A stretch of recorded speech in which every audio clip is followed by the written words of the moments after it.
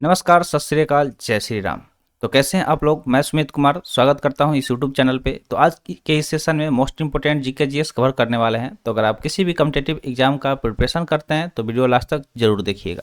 चलिए वीडियो को शुरू करते हैं। जल्दी से वीडियो को लाइक कर दीजिए और चैनल पर नए हैं तो जल्दी से चैनल को सब्सक्राइब कर लीजिए। तो चलिए देखते हैं आज का क्वेश्चन। दिया गया कि रेफ्रिजरेटर में कौन सी गैस प्रयुक्त की जाती है। ठीक है, जो रेफ्रिजरेटर है हमारे घर में आपको देखने को मिल जाएगा। आप बहुत सारे लोग हैं जिनके घर में होगा ही होगा। ठीक है, जिसका हम लोग यूज़ करते हैं, उसमें चीज़ें ठंडा रखने के लिए सब्जी और खाने वगैरह रख देते हैं ताकि जल्दी से ख़राब ना हो। तो वही रेफ्रिजरेटर के बारे में पूछा जा रहा है कि उसमें कौन सी गैस प्रयुक्त की जाती है। उसमें कौन सी गैस प्रयुक्त की जाती है तो वो होता है फ्रीऑन गैस। कौन होता है? Freon gas. ठीक है, Fe2 उसको हम लोग बोलते हैं, फ्रीऑन गैस जो प्रयुक्त की जाती है रेफ्रिजरेटर में। अगर हम फ्रीऑन गैस की बात करें तो इससे बहुत ज़्यादा क्वेश्चन पूछा जाता है। क्वेश्चन कहाँ पे पूछा जाता है कि जो ओजोन लेयर होता है, ठीक है, ozone layer depletion, ozone layer depletion का क्वेश्चन पूछा जाता है कि ओजोन लेयर डिप्लेशन के लिए कौन सा गैस रिस्पॉन्सिबल होता है। तो उसके लिए तो मेन होता है CFC यानी कि क्लोरोफ्लोरोकार्बन गैस। ठीक है, और जो फ्रीऑन गैस है वो एक तरह का क्लोरोफ्लोरोकार्बन गैस है। तो ये चीज़ पूछा जाता है आपके एग्जाम में, याद रखिएगा, बहुत इंपॉर्टेंट चीज़ है। बढ़ते हैं अगले सवाल की तरफ। अगला सवाल दिया गया कि हीटर के जो तार होता है वो किस चीज़ से बना होता है। हीटर देखे होंगे आपने, देखा होगा। ठीक है, जो हीटर होता है तो हीटर में अंदर इस तरह से तार लगा होता है। ठीक है, मान लीजिए कि ये हीटर हो गया तो इसमें आप देखते होंगे स्प्रिंग जैसा इस तरह से तार लगा होता है, इस तरह से तार लगा होता है। उसी के बारे में पूछा जा रहा है कि जो ये वायर लगा होता है वो किस चीज़ का बना होता है। ठीक है, किस चीज़ का बना होता है तो इसका सही उत्तर हो जाएगा नाइक्रोम का। ठीक है, ये नाइक्रोम का बना होता है। तो हीटर का तार किस चीज़ से बना होता है? नाइक्रोम से बना होता है। अगला सवाल है कि प्रथम भारतीय फिल्म राजा हरिश्चंद्र के निर्माता कौन थे। आपने देखा होगा राजा हरिश्चंद्र फिल्म, या फिर पढ़ा होगा, देखा नहीं होगा तो पढ़ा जरूर होगा। ये भारत का पहला फिल्म था। तो इसके बारे में पूछा जा रहा है कि प्रथम भारतीय फिल्म, ये भारत का पहला फिल्म जो कि राजा हरिश्चंद्र था, इसके निर्माता के बारे में, इसके निर्माता कौन थे तो वो थे दादा साहब फाल्के। ठीक है, दादा साहब फाल्के जो थे वो प्रथम भारतीय फिल्म राजा हरिश्चंद्र के निर्माता थे। और अब आज के डेट में सुनते होंगे कि दादा साहब फाल्के पुरस्कार से सम्मानित किया गया। तो दादा साहब फाल्के यही हैं, इन्हीं के नाम पे वो पुरस्कार दिया जाता है। बढ़ते हैं अगले सवाल की तरफ। अगला सवाल है कि विश्व का सबसे बड़ा नदी द्वीप माजुली असम के किस राज्य में स्थित है। तो पूछा जा रहा है कि विश्व का सबसे बड़ा नदी द्वीप। ठीक है, जब भी आपसे पूछा जाएगा विश्व का सबसे बड़ा नदी द्वीप कौन सा है, ठीक है, नदी द्वीप जिसका नाम क्या है? माजुली, तो वो असम के किस जिले में स्थित है, ये कहाँ पे स्थित है? तो राज्य आपको से पूछा जाएगा तो असम राज्य याद रखना है। ठीक है, भारत का असम राज्य। लेकिन असम राज्य के जिला यहाँ पे पूछा जा रहा है तो वो हो जाएगा पतालपुरी। ठीक है, पतालपुरी जिला है असम राज्य का, वहाँ पे विश्व का सबसे बड़ा नदी द्वीप जिसका नाम माजुली है वो स्थित है। कहाँ पे स्थित है? तो पतालपुरी में। ये क्या है? असम का एक जिला है।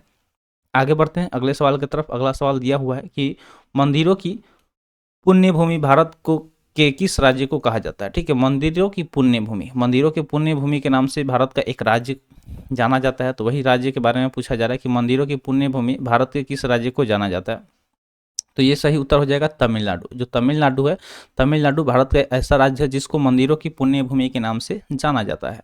तो याद रखना है कि तमिलनाडु को मंदिरों के पुण्य भूमि के नाम से भी जाना जाता है। अगला सवाल यहाँ पे दिया गया कि भारत का मैनचेस्टर किसे कहा जाता है। ठीक है, भारत का मैनचेस्टर जब भी आपसे पूछा जाएगा किसे कहा जाता है तो याद रखना है अहमदाबाद। ठीक है, गुजरात में स्थित अहमदाबाद है जिसको हम लोग भारत के मैनचेस्टर के नाम से भी जानते हैं। तो अहमदाबाद को किस नाम से जानते हैं? भारत के मैनचेस्टर के नाम से। बढ़ते हैं अगले सवाल की तरफ। अगला सवाल है भारतीय संविधान में समवर्ती सूची किसके संविधान से लिए गए हैं। ठीक है, तो जो भारतीय संविधान है हमारा, उसमें एक सूची है जिसका नाम है समवर्ती सूची। तो समवर्ती सूची के बारे में पूछा जा रहा है कि ये किस देश के संविधान से लिया गया है। तो समवर्ती सूची के बारे में जब भी पूछा जाएगा याद रखना है कि ये जो समवर्ती सूची है वो ऑस्ट्रेलिया से लिया गया है। कहाँ से लिया गया है? तो ऑस्ट्रेलिया से लिया गया, ऑस्ट्रेलिया से समवर्ती सूची लिया गया। भारतीय संविधान में जो समवर्ती सूची है किस देश से लिया गया है? तो याद रखिएगा ऑस्ट्रेलिया से लिया गया है। तो जो हमारा संविधान है, ठीक है, संविधान से ये सवाल बहुत ज़्यादा आता है भारतीय संविधान से कि ये इसका जो भी अलग अलग सोर्सेस हैं, ठीक है, अलग अलग सोर्सेस वो कहाँ से लिए गए हैं। ठीक है, कहाँ से लिए गए हैं। जैसे आपसे हम सवाल पूछ ले कि फंडामेंटल राइट है, ठीक है, फंडामेंटल जो राइट है ये कहाँ से लिया गया है, फंडामेंटल राइट कहाँ से लिया गया है, तो आपको बताना है कमेंट सेक्शन में। ठीक है, उसके बाद से DPSP है, directive principle of state policy, ठीक है, DPSP, तो ये कहाँ से लिया गया, ये सब सवाल आपको पता करना है खुद से, ठीक है। तो चलिए बढ़ते हैं अगले सवाल की तरफ। अगला सवाल क्या दिया गया कि गोल्डन गर्ल्स एवं उड़न परी के नाम से किस भारतीय खिलाड़ी को कहा जाना जाता है, ठीक है, कहा जाता है। फिर बोल सकते हैं गोल्डन गर्ल और उड़न परी, ठीक है, ये दो नाम यहाँ पे पूछा जा रहा है। एक तो हो गया गोल्डन गर्ल और दूसरा उड़न परी। तो इस नाम से किस भारतीय खिलाड़ी को जाना जाता है, यहाँ पे कहा जाता नहीं होगा, जाना जाता होगा अगर सही तरीके से हम देखें तो गोल्डन गर्ल और उड़न परी के बारे में पूछा जा रहा है कि किस भारतीय खिलाड़ी को जाना जाता है इस नाम से, ठीक है। अगर हम बात करें गोल्डन गर्ल और उड़न परी के बारे में, गोल्डन गर्ल और उड़न परी के बारे में, तो ये है पीटी उषा। पीटी उषा भारतीय खिलाड़ी हैं, ठीक है, भारतीय खिलाड़ी हैं जिनको गोल्डन गर्ल और उड़न परी के नाम से भी जाना जाता है। अगले सवाल की तरफ चलते हैं। आज के सेशन का लास्ट सवाल है किसने सुझाव दिया था स्वतंत्रता प्राप्ति के बाद, ठीक है, स्वतंत्रता प्राप्ति के बाद भारतीय राष्ट्रीय कांग्रेस को समाप्त कर दिया जाए, ठीक है। ऐसा सुझाव किसके द्वारा दिया गया था कि जैसे ही हमें स्वतंत्रता प्राप्ति होगी, हमारा देश स्वतंत्र हो जाएगा, उसके बाद हम लोग कांग्रेस, जो भारतीय राष्ट्रीय कांग्रेस था INC, उसको समाप्त कर देंगे, उसको खत्म कर देंगे। तो ऐसा सुझाव महात्मा गांधी ने दिया था, ठीक है। किसने दिया था? महात्मा गांधी ने, जो भारत के राष्ट्रपिता के नाम से भी जाने जाते हैं। तो महात्मा गांधी ने ऐसा सुझाव दिया था किसको, कि भारतीय राष्ट्रीय कांग्रेस से, जो INC के नाम से हम लोग जानते थे, इंडियन नेशनल कांग्रेस, उसको समाप्त कर दिया जाएगा। अगर हम बात करें भारतीय राष्ट्रीय कांग्रेस का, तो इसका स्थापना कब हुआ था? 1885 में, ठीक है, 1885 ईस्वी में इसकी स्थापना की गई थी।